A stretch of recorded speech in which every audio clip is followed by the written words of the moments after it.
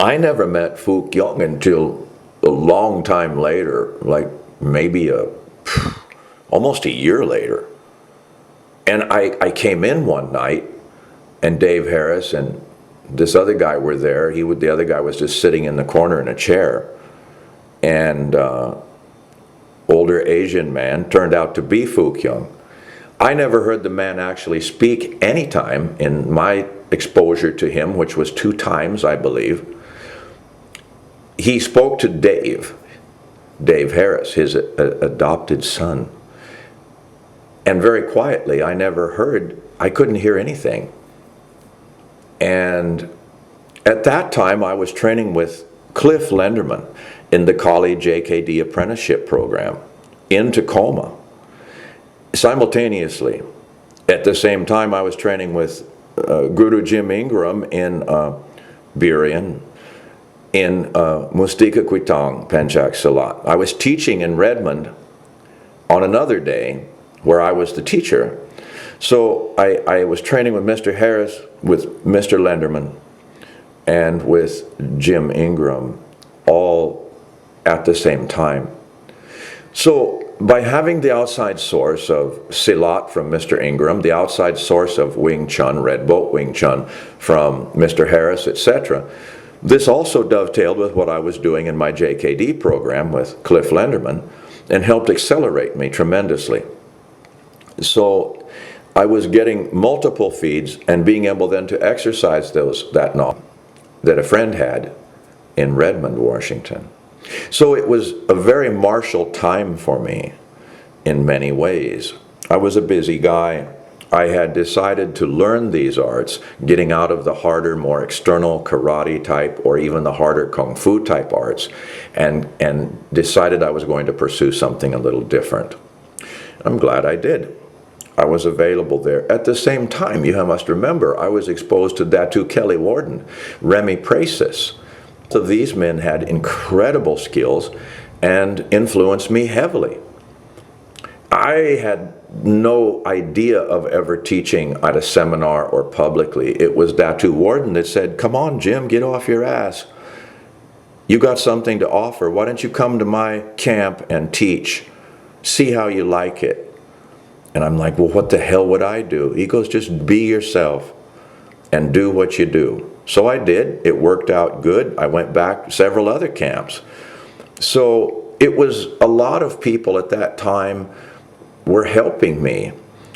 I was living very rough and away, in many ways, away from people. And they were encouraging me to come into the world of people, share the knowledge that I had gained over the years. And of course, it was a good thing. I did this. So when I met with Sid, he had a Volvo at the time. We went to Mr. Harris's class. We got introduced. I started training. I did the whole thing. And then a year later, almost, I met this gentleman. Turned out to be Fook Young. And I had heard about him. But I had only seen pictures and home movies from Mr. Harris. Back then, Fook Young smoked a cigar. He seemed like a really happy, powerful, jolly fellow. Pictures I saw, he was wearing his white kung fu tank top, his undershirt, and had a cigar or a cigarette in a cigar holder, and he was training, quite a character. And so I never knew that one. I only knew the quiet, silent one that sat in the corner. And he did Qigong. He really didn't want more to be done, in that area. So I never said anything or even approached him. Dave was the intermediary. But I went in that night, and Dave walked over, talked to Mr. Young. He walked back to me. He said, he wants to know what you've been doing. And I said, like? He goes, well, what are you learning in Tacoma? What are they showing you over there? And I said, I don't know that much. I'm still learning it. I can't claim to know it. And he says, well, then just show us what you do know. Mr. Young wants a demonstration. And I was like, of what? He goes, well, what do they teach you? He said, do that then. And I said, well, last week we worked on foot trapping and kind of leg trapping as we were moving in. He goes, show me what you know. So he was the only one there, so I had to use Mr. Harris. Of course, I'm bumbling and stumbling around. And Mr. Young, somehow, Dave knew he wanted to talk. Was he psychic? I don't know. Dave goes back over there, and he says, he wants me to show you something. Have you ever seen this pattern on the floor? And I'm like, no. And he goes, well, this is how your feet go. Watch how I move my feet. And this is how we're going to do. He calls it the stool exercise, the four-corner exercise.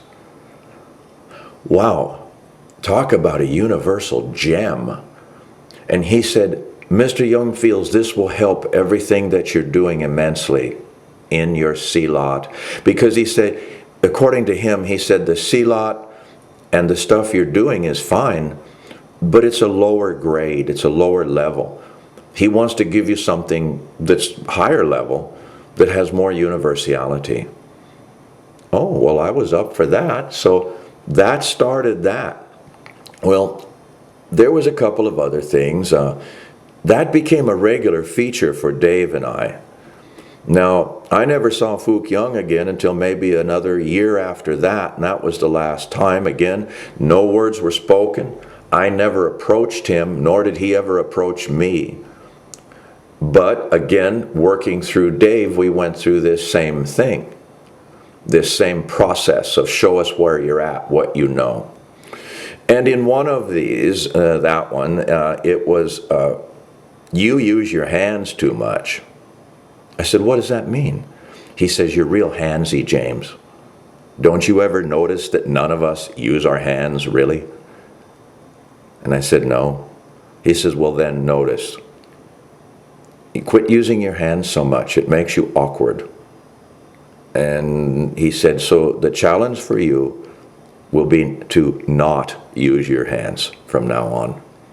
You think you can do that? And I'm like, wow, I don't even know what that means. How the hell do I do that? And he says, well, let's start with this. And that's when we started on that. That's when all this began. And he started showing me this way. It's like, they call it 6 hands, you know, where you have more hands than just your 2. It's using your different body parts to do different things that I had never really conceived of. That went on for quite a while, a number of years, until Dave was happy. And then we went back to the hands. And he says, I think you need specialized grips. I didn't even know what that meant again.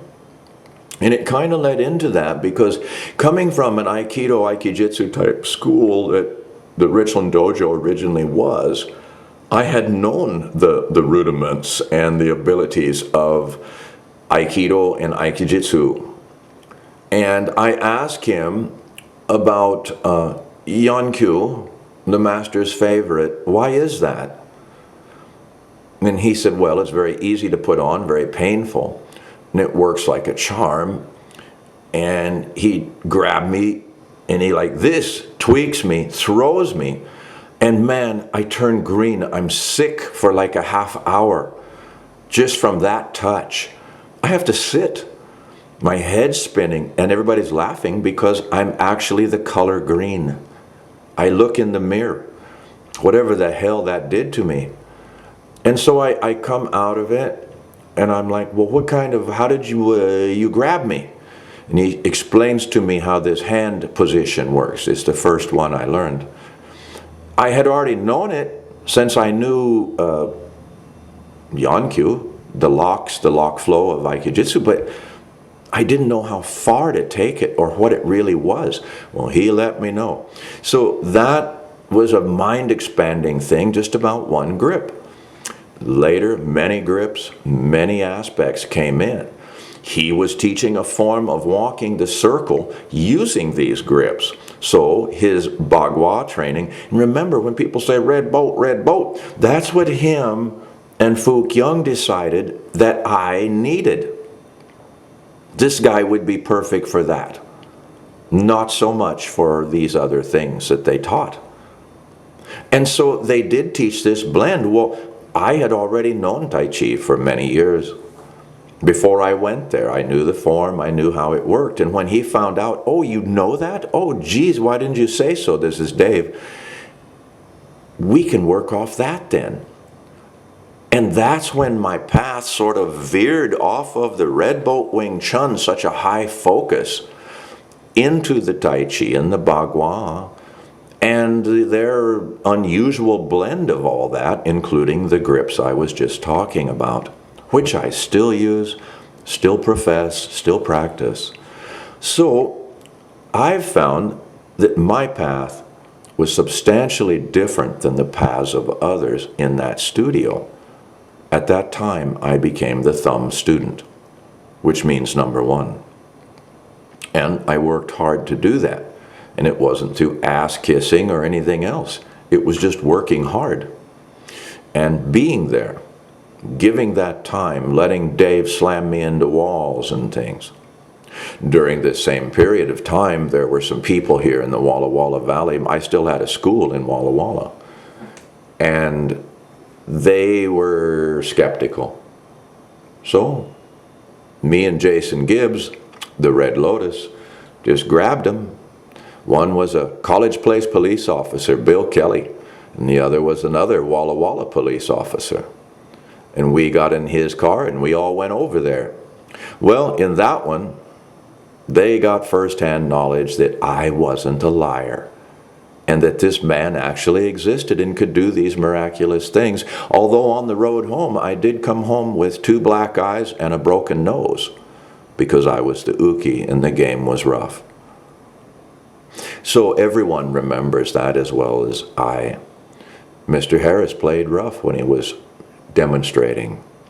And of course, much later, Mr. Harris and I became fast friends. He came over to my studio, taught my students. We did seminars, Kelly Warden's events.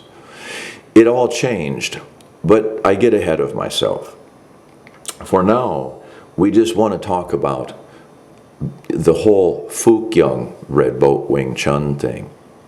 So in the next installment, I'm going to bring up something that occurred to me when I was maybe 14 years old, 15 maybe. And that was when I met a gentleman named Denny Wong, a Whitman college student from Seattle, who has been training with Bruce Lee himself, and is now training with my instructor in Walla Walla and me. So I'll leave that for the next installment, and I will tell you how much Mr. Denny Wong influenced me and just blew my mind. And that was Bruce Lee reaching out way back before he was even famous and affecting young men like me through his students. Thanks again, and much respect to you Sifus and Gurus out there working so hard. I'm Uncle Jim. See you on the next one.